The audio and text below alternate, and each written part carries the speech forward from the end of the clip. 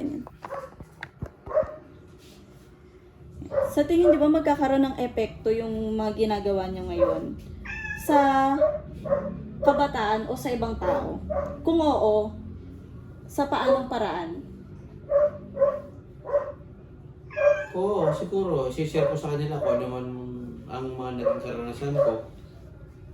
Share ko sa kanila. Sila na bahala maghanap kung ano yun nila.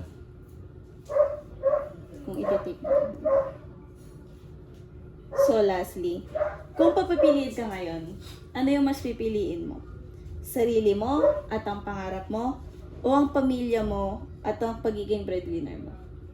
Kung papapiliin ka ulit, dati, kung pipiliin mo bang mag-aral na lang at ituloy yung pangarap mo? O mas pipiliin mong tumulong sa kapatid mo at maging breadwinner hanggang ngayon para sa pamilya mo?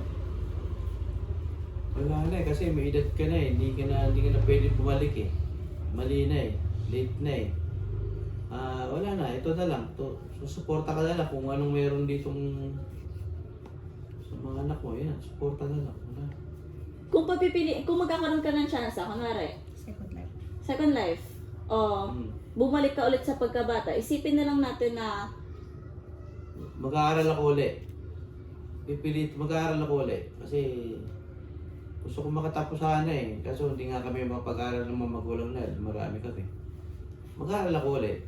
Mas the best yun. Mag-aaral, makatapos, makapag-aaral. Kasi yun ang talagang ano ko eh. Kaso hindi kami naparal. paano kung ganun pa rin yung sitwasyon nyo? Kailangan mo pa rin pumili. Kung paparalin mo pa rin yung kapatid mo. Mas pipiliin mo pa rin ba na mag-aral para sa sarili mo or yung pagiging breadwinner mo pa rin? Kung kinakailangan, titiisin ko sila na kailangan makatapos ako para mapag-aatapos ko sarili ko para pagkatapos ko. Sila naman ang pag-aaralin ko. Same lang. Thank you so much. Diba? Ang ganda na sagot mo. Ano sa'yo eh, kasi nakainom yan.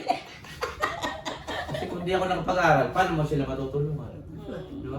Kailangan nakatapos. Okay na yan, maganda yung mga salita niyo pa. Dapat nag-aral talaga ako eh. Alam din ako, dapat doktor ako eh. Naging konduktor. Doktor ka naman ah. Tanggalin mo nga mag-doktor eh. Kopitong. Kopi to. Diba? Ang galing yung mama mo. Pero ano yung matindi mo naranasan dati? Like yung sukong-suko ka na talaga. Yung gawin kaming basahan. Gawin kaming alila. Di ka higip, di ka ugas, di ka putang ina. Ikaw yun. Parusa talaga sa amin yun. Yung walang tubig nung panahon sa lugar namin. Walang tatae, walang tubig. Kailangan may tubig. Naranasan nyo ba mag-plastic? Di ba? CR na kami. May CR kayo, di ba? Kami, meron din. Kami, kahit paano, hindi kami nakaranas ng plastic. Sa lugar natin, dami ng plastic doon. Kami may, yun kagad ang pinonduhan ni tatay, CR. Kami yata ang unang-unang may CR doon. Kaya sila Chang nakiki-CR sa amin nung araw. Sa baba, yun naman ang naging original CR eh. Kaya lang, hindi rin kasi marunong sila Chang nung araw. Nanay ba, maano sa bahay.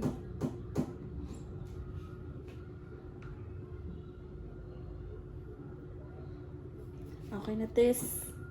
Naubos Ikaw